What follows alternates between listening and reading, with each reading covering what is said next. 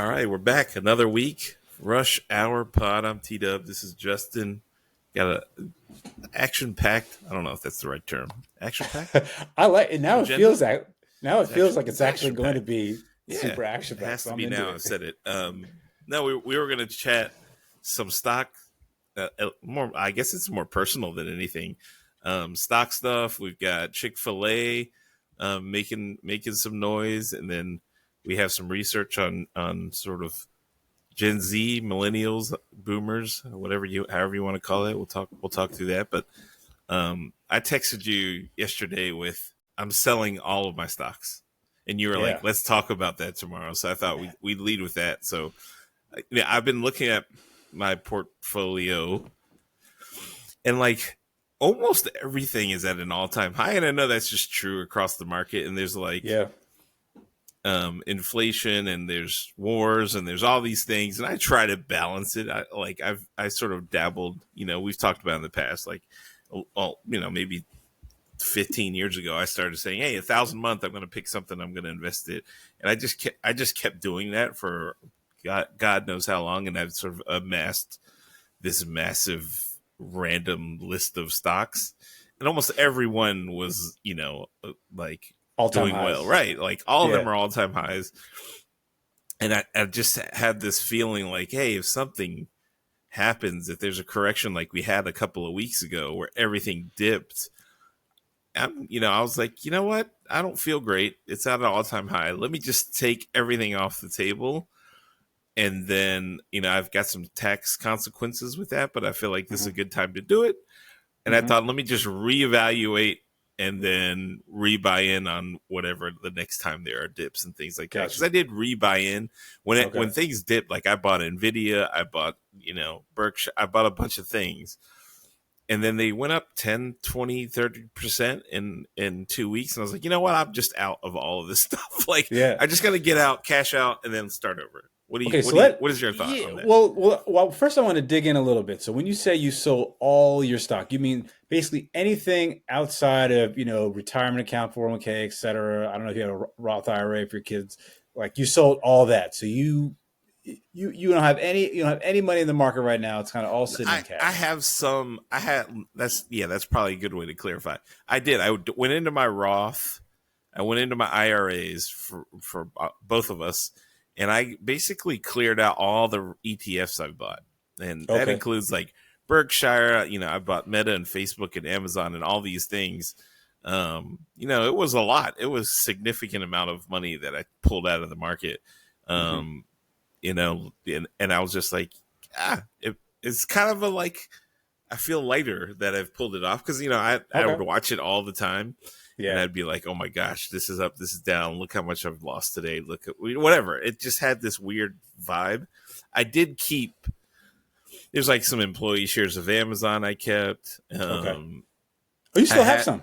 I still have some. It's Okay. not a ton, maybe like 100K worth. I just Okay. kept that, and then I've got some of the like IRA, like Target Fund 2045, 2050. I kept a few of those. Okay. And I kept a little bit of Berkshire B, but that's it. All the single stocks that I had, like Nvidia, and I even bought Hmm. a little GameStop and Chewy and all these random like meme stocks for fun. I just sold all those things. Yeah. Um, and sort of like now I'm just sitting back and reevaluating. And today they're kind of back up to those all time. Like it dropped a little Yeah, it bit, and dropped then like over a percentage point. Like the Nasdaq was down like over a it percent dropped yesterday. there. Now Now it's it's back back. up. Yeah, now it's back up. I think there's some news that like inflation, the rates are going to get cut. Inflation's going to come. Prices are going to drop. We're going to see an adjustment. So all the stocks are kind of hot again, but I don't have any FOMO. I'm just like, that's whatever. Like I'm feeling good that I'm like just out of it for now, and then I figure I'll buy back in maybe later this year, or maybe next year if there's some sort of correction. I'll jump Yeah, back in. Yeah, fair enough. Well, what I'll say is, don't send me something like that in a text again. Like that was just too close. Like, I you're like, sold wait, all what? my What? stocks. What? It's like I got so much stuff I'm thinking about kids and work and everything else. Like I sold all my stocks. Like, oh, jeez, man. Have I not been following everything going on? No, No, but I mean, I was talking to I have some friends that are day traders. They always update me on what's happening. And then obviously my brother is a trade, not a trader. He is in research, but Yep. he understands stuff, and we're always chatting about it. And all of them kind of gave me the vibes like this is. I mean, we always have talked about a bubble. I mean, Yep. you're talking Yeah. a bubble for 5-10 years, but like By the way, they're this is when like, I come in and say hey, this is not financial advice. Just want this to is make sure we're not. 100% not admit. I'm not trying to get caught up, and neither are you. No, this is definitely not. I have no idea what's going to happen. Like I just was like, all right, for my own sort of like sanity, I just felt Yeah. like, you know what, I'm just going to take whatever I've made off the table and just be happy. And Okay. then I can think about coming back in later because, looking at it, the volume isn't super high recently, Mhm. but like things are moving and there's not really news. I mean, Fed rates and all that. Yeah. It's not All the real traders are news. on. All the Vacation. traders are on vacation right now. Yeah. So like for me, there was a period where I did sell all my stock a few Yeah. years ago, Mhm. but as part of kind of like a process, like every 3 to 5 years, I try to Rebalancing. sell. Sell down to rebalance. Yeah. I'm not buying that many individual equities though, man, because I have learned, and I know that this is kind of like common parlance, but I cannot time the market, Right. and so I've just been, and I'm a bit younger than you as well, so with my time horizons being a little longer, I'm just letting it kind of sit. Yeah. I have most of my money in ETFs. I have a few individual stock holdings. I used to have Nvidia. I sold Nvidia to Facebook, kind of when they both had dropped maybe a couple of years ago, 20%. Obviously, that was a mistake, right? So what I kind of learned is for any individual equities that you have, at least in my experience, and again, not financial advice, you probably don't want to sell down on everything on companies that you like. Maybe not. I can understand rebalancing or thinking as you thought that the market may be due for some crazy correction, but I probably wouldn't sell down everything all again. So what do I have left? I got Amazon. I got some Amazon. I got Tesla. I got some Coinbase because I just had to hold on to that for dear life as it's been on the ups and downs. Right. I probably should have sold that maybe a little earlier. And then maybe I think that's it. Like I don't have that many individual equities. Everything else is, Vanguard ETFs. Yes. Yeah, I didn't really touch those. I mean, I didn't I went on a, rampage with like when I transferred all of my 401ks out, and then it's like sells all of those, and then it put it into like a self-managed account. I had to go buy back a bunch of stuff, so I didn't have a ton of that. So, but I've sort of like tried to save on fees, and I was like, I could do what these funds do, and I just tried to balance it myself, not realizing how like much, I don't want to say pressure, but like how much that gets you engaged in the market. Like I'm every day, the first thing I wake up, because we're on the West Coast, I'm checking to make sure things have not tanked. And then like whatever, 3 weeks ago when everything did tank, I just was doing the math. I'm like, man, I actually need this money 10 years, 15 years from now for retirement. Yeah. I can't have it cut in half. And then I don't want to ride, like I said, I don't have the horizon that you have. So I'm like, this doesn't feel good. Like if something happens and it drops 50% and it takes 10 years to get back to where it was, that's where my mind went. So I was like, hey, I'd rather just pull out now. I'm very comfortable with what I have. And then if it does drop 50% or whatever, if there's some kind of crazy correction, then I can like average my way back in.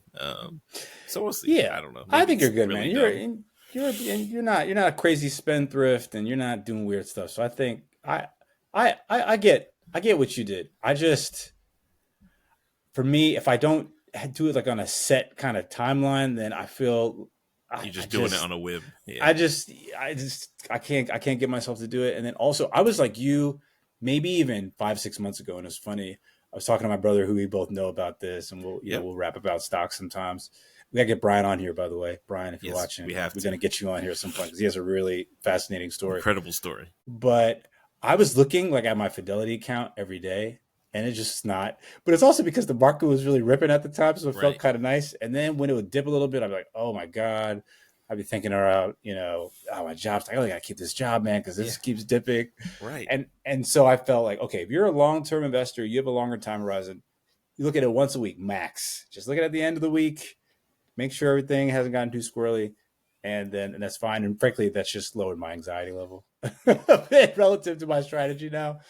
that's So fair. that's kind of how I've been I operating. think, and I got into this mode I want to say last year, where I was like, all right, my Roth, I'm gonna not necessarily day trade, but I'll take all of my short term stuff and just trade that in my Roth because I know, Right. like for tax purposes, it makes the most sense to do that in a Roth, right? Because you don't, Yep.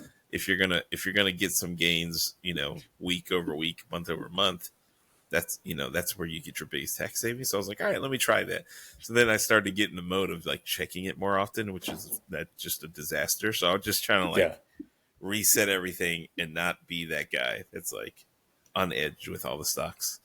And Yep. like part of that is my friends that are all in day trading now, and they're Oh texting me, and I'm yeah. looking and like Shout out now, Manesh. yeah, like like Manesh and my other friend John, they're all doing it and telling me all these things that like at the end of the day how crazy it was, and I'm just like, you know, part of it is that for sure. Yeah. But I'm gonna get back in it for sure at some point. I didn't touch Bitcoin though. I just kind of Okay. left that. I just kind of thought I don't really know or trust a lot of that, but I just was like, you know what? I'm just Yeah. gonna let that ride because I really That's don't know that interesting. market well. That's interesting though, because I feel like that is kind of the riskiest It asset. And I is. would thought you maybe would draw down on that a bit more than kind of the stocks where you have this kind of Right. 100-year plus of returns and you kind of have a sense of, where, the market has gone over time, whereas Bitcoin's an entirely new asset class. But Yeah. maybe you could talk the viewers a bit through why you didn't sell down on that. I didn't because I don't watch that as closely, and Mm, I mean the whole reason I did crypto at all was really FOMO. Like I just thought, hey, I want some skin in the game. I didn't put a big chunk of I even called you when I was like doing it. It was like I don't want to put anything substantial in there, but I just don't want to miss out if something yeah. happens. So you know, I I was with you, just I man. just left it. Yeah, I I was just with left you. it. Yeah, Yeah. I was Yeah. just like, you know what, I'm not touching it. I just leave it. If that happens to take off, great. If not, whatever. Like, Man, during the height, I was on YouTube every night yeah, watching the gurus. yeah. I try to understand what is going Trying to on. talk about all these new projects. I was like researching the project. I was like, oh man, I got to figure out how to get on this exchange, Yeah, even though it's based over here in Egypt right, because they got this other coin. And I was right. You can coming out clone of on that this period, one, and this is coming out on this one. I'm right? like, what am I Uh, doing? yeah, and Yeah, so I'm glad I'm not as fervently watching. Although I do still have Bitcoin. I still do think like long term. yeah, That that's a good hold. Other altcoins maybe outside of ETH and Solana, I pretty much either sold all the way down or not really following as much. But yes, we'll see what happens once these interest rates are lower. yeah. Risk on I mean, who knows? with Bitcoin. Maybe the NFT market will be back, and I'm so glad I didn't participate in that. I kind of I'm watched on the surprised you didn't. sidelines. I'm surprised you didn't because Yeah, you're I definitely mean, into kind of collectibles and yeah, that I whole love world. that stuff. I bought some Top Shot, but that was just to keep. It wasn't. I mean, it was like whatever, $100. Yeah. I never went deep into like Bored Apes and all that. I looked at it and I truthfully did just I couldn't wrap my head around because like with collectibles, like the stuff behind me, it's like stuff I'm fine never selling and just keeping forever. It's less investment. It's more like nostalgia and like Yeah. actually collecting versus oh my god, I'm buying this as an alternative investment. Which for me, like if an NFT went to nothing, I would be really pissed. If that card behind me went to nothing, I don't care. It's not going anywhere. It's Right. like art. So yeah, I don't Yeah. like. I could never wrap my head around the idea of an NFT, and maybe that's just like the boomer in me. That's just like I don't get it. But Yeah. ultimately, that was the right move because those things went down to nothing basically. Yeah. And Yeah. I It was know a tricky. people. I know people who spent hundreds of thousands of dollars on NFTs, and I watched them do it, and I just couldn't stomach it. I was like, ah, Yeah. and just watched all of that stuff kind of go to nothing. And like, I talked to them about it, and I kind of understood it, but I just couldn't I. when it came to putting out my wallet, I'm not doing it. You know, it's interesting. Like as we talk about all this and finance and our, I guess our kind of like risk tolerance on all this stuff. I think you have to. Okay, you're not going to win all the time, and you shouldn't, Right, right? right. But I think you have to still play a bit of a risk game to have the You do. outside returns that create, general will, generational wealth type of outcomes if that's kind of what you're doing Yeah. in the game that you're playing in. Because if you're just sticking on the sidelines and not, at least putting some skin in the game of these new asset classes Yeah. or waves of technology, et cetera, it's going to be really hard. I mean, you could do well. You could do well just putting your money in the market, letting it sit. But if you're trying to For sure. have like some outsized private equity type of bets that could really change your life, you have to dabble a little bit in the unfamiliar, and I don't think there's Yeah. anything wrong with that. Yeah, and we've talked about it before. It helps educate you and keep you up to date and like truthfully keep you young. Yeah, Like new things come out, you dabble in it. I mean, I've got a garage full of like collectible sneakers and I sell them all the time, and I flip those when I can. It's just for me fun. And also like if they go to nothing, I'll be that grown grandpa with wild Jordans on. Like it's fine. Like what's the big deal? Like I'll just do that. yeah, I don't know. Like the downside for me was pretty minimal, so I think that's always fun too. Like, but I have had shoes. You buy for 200, you sell for $5,000. You sell, like that happens. It's yep, like so. You got to think about it in terms of return over time. And for me, it's an experience and it's fun and it keeps me engaged in sort of a hobby. Like yeah, all the hobbies are like, you know, I'm actually a believer in retail therapy. I know a lot of people say that's like a stupid thing, but like there's dopamine and it's like fun. And if it's like ultimately you can sell it and make money and it's an investment, I feel like it's dual sided. yep, Like I get a hit from basically when I buy it and it's fun and it's cool. There's some opportunity there in the future then to get another one when I sell it and I make some money. It makes me feel some type of way anyways. and you've been doing it for a Positive. long So time. You yeah, get the game. You understand it. yeah, I would it's love to fun. It's see. fun. I would love to see some of the some of your collection at one point. That maybe we could Yeah, for do that sure. one on the pod. Some Yeah, of for the sure. We could do grail items that you got. That'd be fun. sneaker tour items like this Jordan. I don't know if you see that behind me. I got that Jordan autographed rookie card. Yeah, yeah, I see it. Stuff like that. I don't know. You Just know, stuff just nostalgia. something slight. You know. Um, so the What do you? the Yeah, go ahead. no, I was gonna say how are you feeling about the market and what's happening and what like I just have a long time horizon, man. So I'm yeah, just, you're just gonna ride it I out. think, I think when the dips are buying opportunities, that's the way that I think Yeah, about it. And just psychologically, every time I'd be like, oh, geez, I'll hit my pops up, like, hey, man, I don't know. I know you said just kind of, hold it steady, but did you see this drop? He said, man, you haven't seen anything relative to whatever. And right. then that just like kind of gets me back in. Okay, you're a long term investor. Your strategy is sound. In 10 years, you'll probably average around 10% returns a year, maybe a little lower than that with the new change, following ZERP. But I'm trying to just focus on things that I can control, like Yeah, I doing mean, this, I'm not gonna other lie. stuff. Part of it, it's kind of weird. Is the thought of like, hey, if this there is the fear of like, hey, it goes up 10x from now, and I'm just not participating. That would suck. Mhm. There's also like, hey, if it drops 40% and it just comes back to where it is, I'd love to participate in that. And if you Sure. just look at graphs in the past, it just looks Hmm. like it's always up and down, up and down. But Yeah, ultimately, the slope is positive. Um, but you know what? Who knows what the future holds?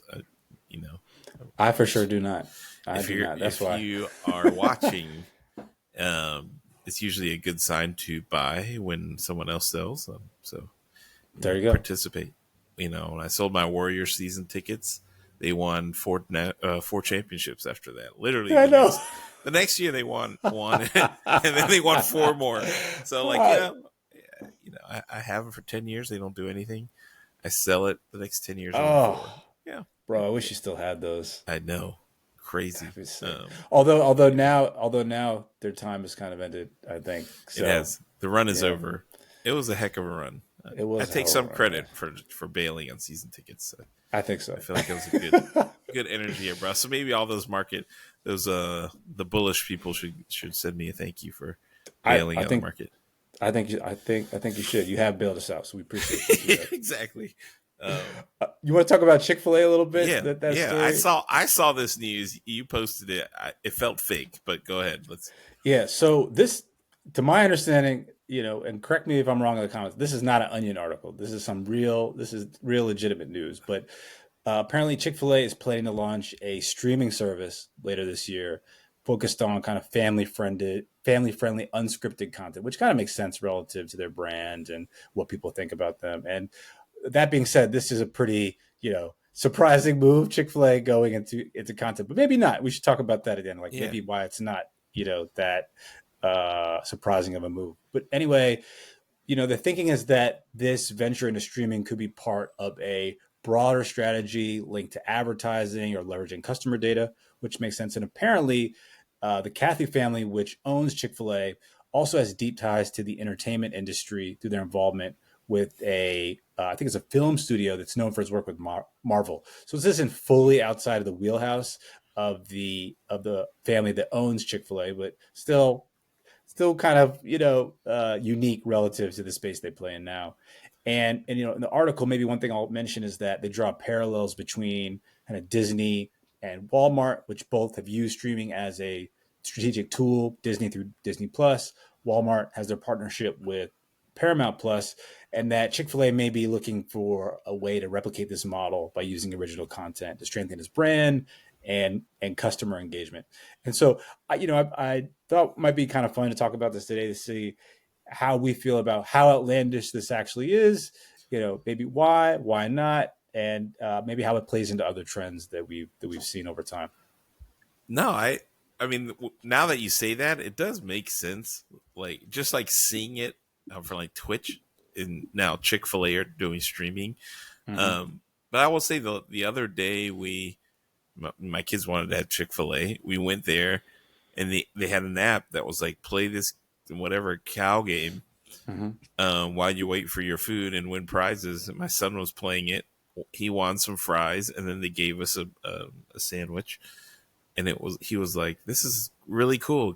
I love Chick-fil-A." And I was like, "Man, just that alone made me think, oh my God, they have him as a customer probably for life, like just off of the little game." And he played it, and it was like, he's dodging things on the street or whatever, like jumping over cows. I don't really know. I didn't really pay attention, but he liked it, and he won something, and he got something for his game, and he immediately was like, "The food tastes better when it's free." I mean, like, I could see him wanting, if it's now down to McDonald's or Chick-fil-A.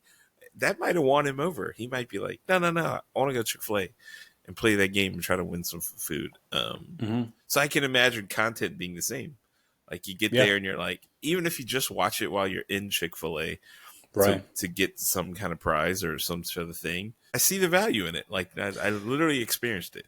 Yeah. And if it's all integrated into their existing app, which I imagine they would probably do. You're just capturing more share of time on that platform versus others. And this is something I know we beat a dead horse on this, but within this new world we live in, everyone is competing for share of time across all different industries. And so like this is a way for them to capture that. But you can imagine he's on the app, he's playing a game. He has a pop up like, oh, it seems like you're, they do some geo targeting. It seems like you're close to Chick-fil-A. If you come by now, we'll give you $5 off your food. Or having basically an ad network that they create over time, kind of like an Instacart or DoorDash or Uber, where people can start serving ads, within that for brands that related to the app and the content, So.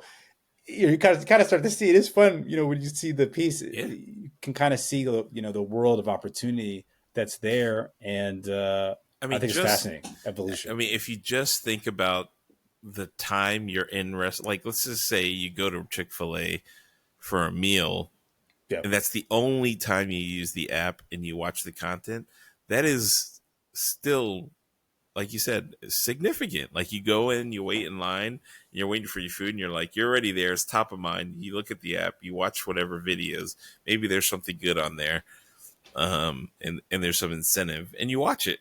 And like that's more. Otherwise, what would you do in line? Instagram, Facebook, Snapchat, TikTok. I don't know. Like you do something else. Something like that. So now Chick-fil-A's got you to watch some content, and like you said, like it opens up opportunities.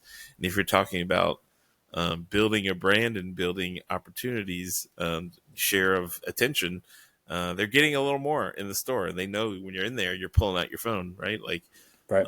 Like when we were in there, I don't know how many people were just eating by themselves with their phone. Whereas when I was growing up, eating by yourself at a fast food place, like you just wouldn't do it. Like you would Yeah. just Right.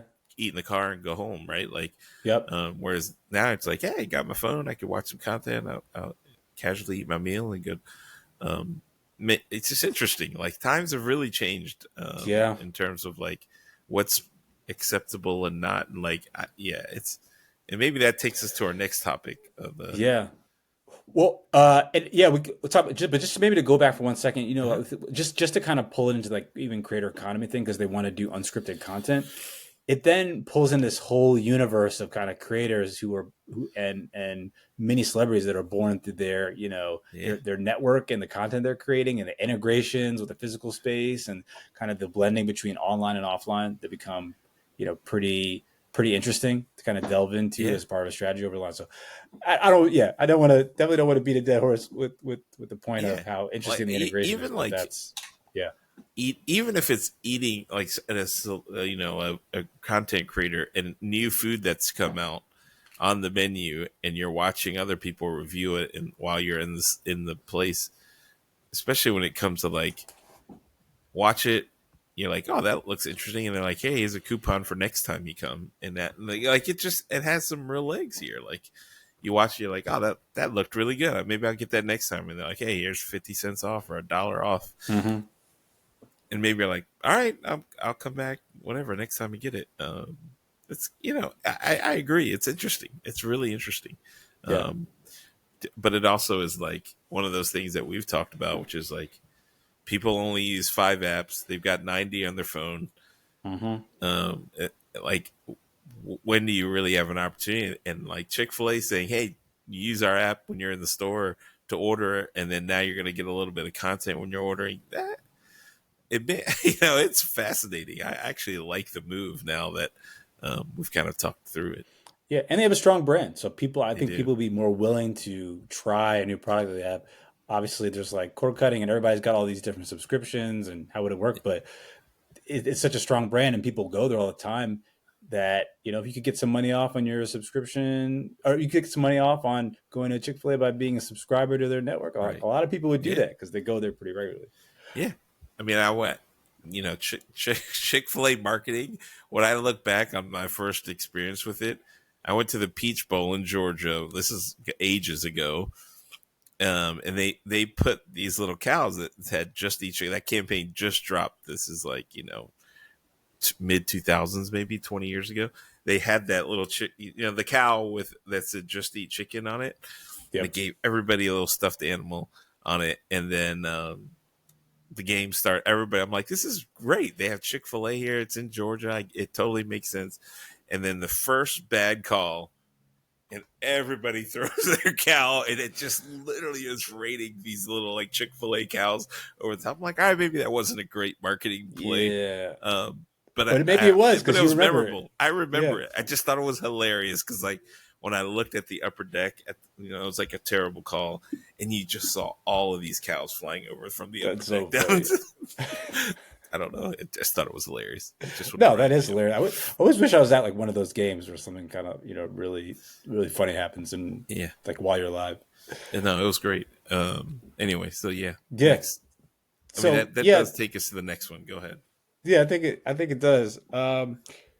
Another article that we found this week that was kind of interesting explored the generational divide between kind of older, let's say older millennial, Gen X, maybe some younger boomers on LinkedIn who've been the primary demo that's on there, but the fastest growing segment on LinkedIn. And let me stop to say, LinkedIn, you're my favorite social network. Sponsor this pod once we get our subs up. That would be Yeah, great. for sure. Uh, but how people who are previously on the platform see it as like a business professional first platform, whereas Gen Z kind of views it more like an early Facebook where people share confessions and more personal information. It's a Right. shift from that professional reserve tone to a more casual colloquial tone. And kind of article kind of talked about how people perceive it in different ways across generations, where and how some people perceive success on LinkedIn. Like now, some people are looking more at likes and follows and comments, and it's Yeah. becoming more kind of space within the creator economy versus other people are like, this is just for supposed to be for my professional network, and that's it, and don't bring anything else in here. And I thought it was kind of interesting to bring up as we think about this emerging group that I think it's the largest demographic. I think Gen Z might be kind of the largest group by size relative to relative to the others now, and how they're kind of changing the nature of work, the nature of how people blend their personal and professional life, the nature of what it means to kind of be in an office versus in a virtual environment, et Yeah. cetera. And this is just kind of like a microcosm of how that's impacting, a social network where people are coming in to talk about work. Yeah, totally. I mean, I'm one of those people. I've always thought of LinkedIn as you update it when when you're in between jobs or you're looking for jobs, you update it and you use it for sort of like job only related things, not necessarily where it's gone now, where you're making updates all the time and you're making connections and you use it as a tool to connect with people. I've always thought of LinkedIn as that. I know it's changed, and how I view it has really changed, and obviously you've helped usher me into that world. um, but I get it, and like I think every sort of like old school, I don't even want to say old school tech, but tech that's been around a while, the legacy sort of .coms Yep. all have this thing where it's like, hey, the old money is there. If you want to monetize, you got this like I don't even know what you call it, boomer base. You've got this like old tech that has money. You can squeeze them for monetization, but if you really want growth, you have to go this Gen Z, millennial, younger, Right. alpha stage, and the expectations of both of these groups are just like completely different in how Yep. they act and what they want and what they expect. So like I feel like every company is fighting this battle probably in boardrooms in terms of like, hey, I need growth, which means more TikTokification of things and more Right. algorithms. And then the older people are like, no, no, no. If you want to monetize, it's subscriptions and having better search. And I just feel like everyone's fighting this battle, and it doesn't seem to be a right or wrong there. Obviously, it's just a matter of like where you decide to grow. But it is an interesting one. Like LinkedIn is definitely like right there. You can Yeah. see it every day when you log in terms of like some people have like themselves in a suit and like super professional, and other people are like have cartoons of themselves, and Yeah. it's Filming it's themselves getting let hilarious. go from a job and Yeah, having people empathize, with their situation.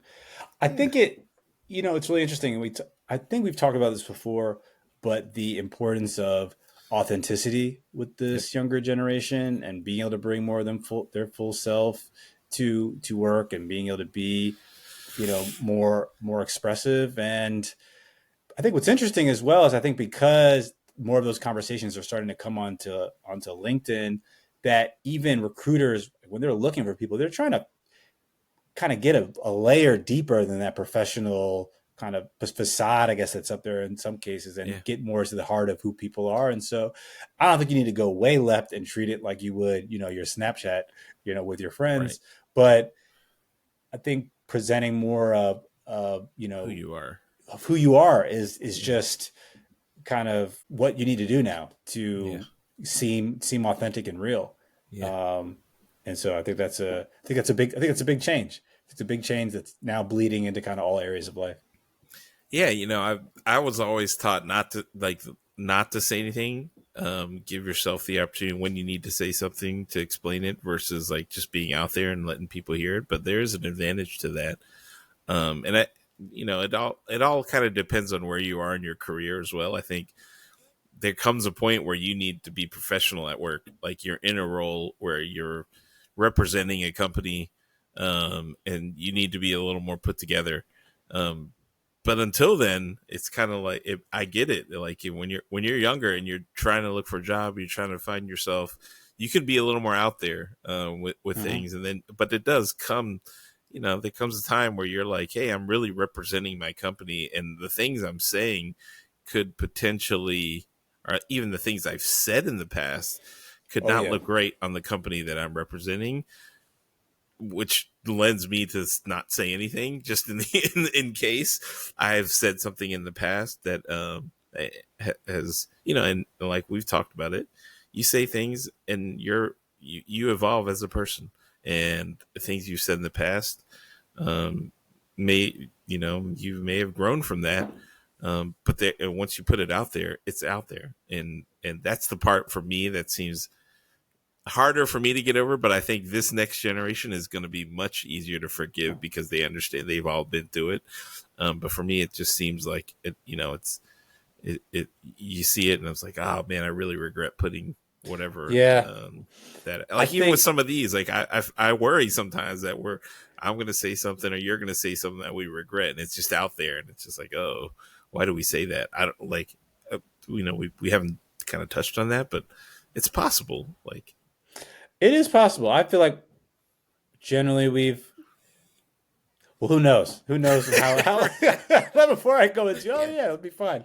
You know, I think it's probably generally okay, the topics that we've discussed, but just kind of going back to your point, absolutely. I mean, it's the culture has changed, and the nature in which of how people interact has changed, right? And if you're going to continue to live, be on these platforms, you have to kind of have to evolve with the trends, and the issue is that if you don't have at least some presence, then you've actually kind of taken yourself out of. Right, you're out of the equation. Out of the equation. Yeah. Frankly, I think it's like that now. If you don't have any kind of presence, and what are your thoughts? Yeah. What are your thoughts on profile switching? In like not in like real terms, like online, obviously there's profile switching. Like obviously there's your Facebook with your friends, and then there's your Instagram, whether that's public, and then there's the Snap that's private, and then there's a LinkedIn that's to your coworkers. Like those are literally profiles that you switch between, and they're kind of, I mean, I'm not saying they're completely different, but they are different in terms of who you are, and then in real life, you don't talk to your mom the way you talk to your friends. You don't talk to your girlfriend the way you talk to your boys. You don't talk, like there's profile switching that happens naturally in our lives, whether you recognize it or not. Like, hey, when you have somebody reporting to you, you don't talk to them the same way you talk to, like say your wife. Like it just would be weird. It would be very strange to do that. So like, how is it like that part for me, I think, is where online it feels weird, because like you take something out of context. Like, no, I'm talking to my friend this way on Twitter, but everyone can see it. So I don't think there's like the walled garden between platforms that maybe like existed before. I think you have to treat all the content as kind of discoverable everywhere, and it just is what it is. Yeah, I don't so think you just got to be careful, and you kind of have to be one profile across all of them ultimately, because like I said, truthfully, we talked about it. When you're getting hired and the hiring manager, they're going to probably look for you on all socials and see what type of person you are. Like me and you, we've worked in HR, where the HR person will literally say, I went through their Facebook and I went through their Instagram, and I don't know if he's a good cultural fit for us. Like, I've heard that straight out of people's mouths. So I know it matters. Like, I know it matters. So like, it could go both ways, though. Exactly. I just don't think it has to be. It doesn't necessarily have to be a scary thing. Yeah. I think that if you're just conscious that anything you put on can be is discoverable, that could be like a superpower or something that keeps you awake at night, right? Because it means you can kind of put yourself out there in a way that shows your insights and what you're into and your value system. And that can be super meaningful and help in locking down opportunities. In the same vein, you put out stuff out there that could be perceived negatively, then I mean, you could be the next Haktua girl. Let's keep it real. Like, that could happen. Like, it could go the other way. You could be the next Haktua girl, and you're touring the world. I don't even know what she's talking about, but she's talking. It's amazing. Like, I don't even know what.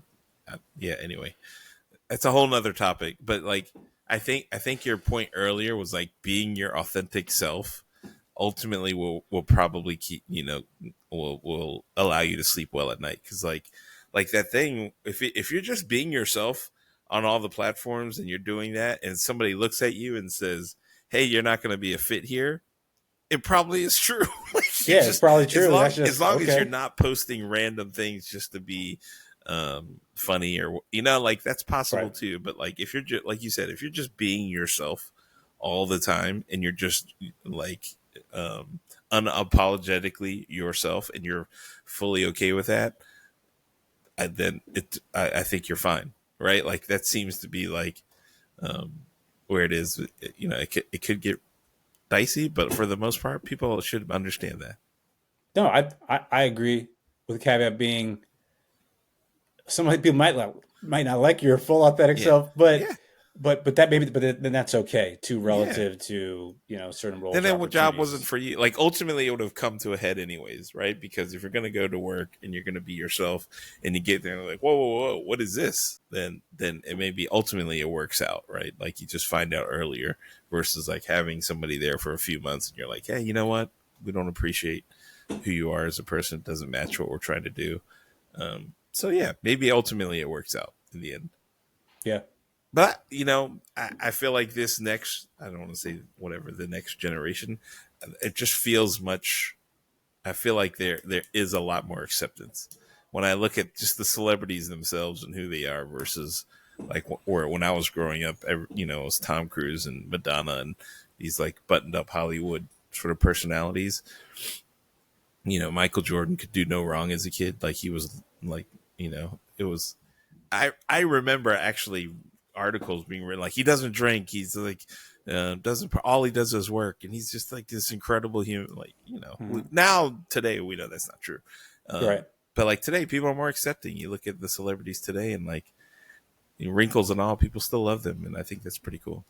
Yeah, I agree. I have a lot of faith in Yeah, in the generations humanity. come Yeah, behind us, yeah. as you would hope, Yeah, they would yeah. continue to do better. They're a little more accepting and a little more understanding.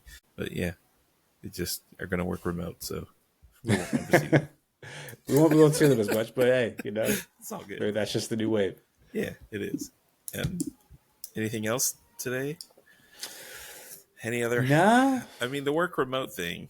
We keep talking about it. Have you had any new thoughts on it now that you're in another place? You're at another. You kind of working remotely hybrid, I guess. How do yeah, you I feel about it? mean, all right, we could get into it. We can get Yeah, into a let's whole do another it. Get into topic. it. All right, let's get into it. I think that having worked at company, having worked since 20 not 2020, I guess, since working since 2020, being more or less fully remote at my last few jobs. I think what I learned is if you're a really early stage company, it makes it difficult to, especially if you're like pre product market fit, Yeah, to collaborate in a way that kind of just gets over the hump of, what is in many cases the trough of sorrow. And for those of you who are unfamiliar with the term, essentially, known in tech as kind of the period where you're ideating and nothing is working, and then hopefully able to kind of, you know, work through that to get to the promised land of product market fit. But it can take a long time. And I think that there's something about having the reps in person, sharing ideas, and being there that's probably better suited for a really early stage company. yeah, And that being said, for maybe later stage, I think some type of in person interaction is probably helpful, but it doesn't necessarily need to be kind of every day or most days, as I yeah, think it would need to be with like a very early stage company, just because it's so difficult to kind of get those businesses off the ground. yeah. I think that's fair. I mean, if I'm putting on my entrepreneur like hat, I want it. I want in office. I'd rather have everybody in and collaborating and working together and doing their thing in office. And like that's kind of where I would say it. But as like an employee, I think being remote obviously is just way better for lifestyle and time and being efficient. But ultimately, it seems like hybrid is kind of the path that makes is where we may land. My current job is hybrid, but I'm starting out new, so I'm in the office way more.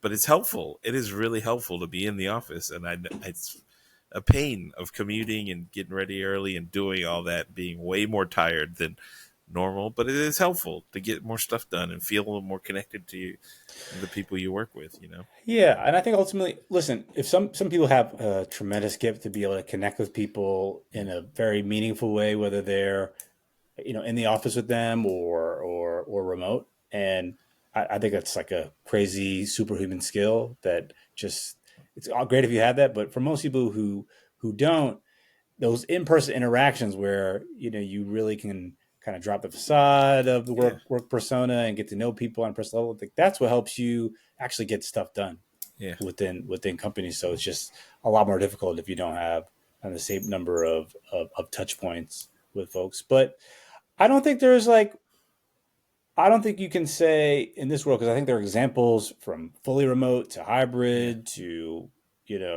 only in office of companies that have been successful, and that ultimately, if you're looking for a job or you're at a current company, you just have to figure out what is the best fit for you Right. at that time in your life. So for me, I would like to, it would be great to do more in-person interaction. I'm based on the West Coast. And my current company is outside the US. Great to spend more time. At the same time, I have young kids. So having the flexibility if they get sick or help out, et cetera, for this part of my life stage, that's really helpful as well. Yeah.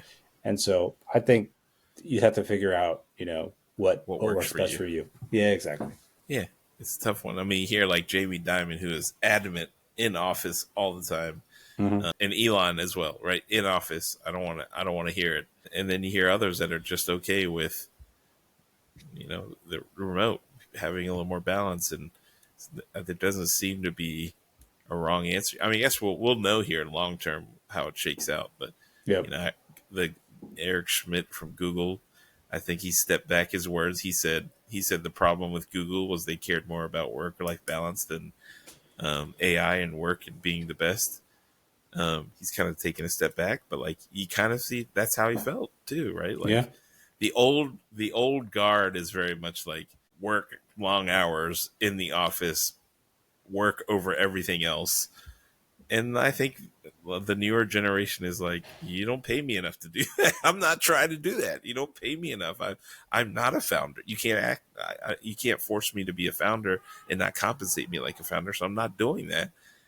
And like both are right. Like that's how I look at it. I'm like both have a really good point. Like, Yeah. hey, you want somebody to act like a founder, then you got to pay it. Then he's got to be a founder. Like if you want him in all the office and to care and put it over his whole life, then you need to reward him. If not, then like it's not going to work that way, right? Like, but like back in the day, I think I was definitely suckered into that mentality. It's like, hey, I'm got my foot in the door. I want to impress. I want to learn. I want to move forward. So I'm going to put my job over everything, and I'm going to try to make it. But I've already done that, so now I can see the light at the end of the tunnel. But I think some people who haven't, like the next generation, is like, hey, this is what I did to get here, so you got to do it too. And if they're not, then Mm-hmm. I don't know. Yeah. There's It's more very technology complicated. and tools and things that we have now that the prior generation Yeah, that we didn't have that they now have. And so like to have just a black and white view on it yeah, is limiting, I it think. is, it is. But I can appreciate both sides at this point in my life. That being said, I'll be in the office all Yeah. weekend. No, I'm kidding. I'll be in the office all weekend. But anyway, no, Yeah. I'm not. I'm kidding. Cool, man. All right. Yes, sir. Anything else? Appreciate your time. No, absolutely. It's fun as always. And, for We those appreciate watching, I'll say we appreciate the emails and the DM. We've got a few this week, emails and DMs from people. If you have comments, obviously even below, all of our LinkedIn bios and stuff are in our channel. Like, subscribe, hit us up on email there. You can hit us up on DMs if there's something that is piquing your curiosity you want us to talk about or what anything. Hit us up. We're here and have a good one. yes, sir. Until next time.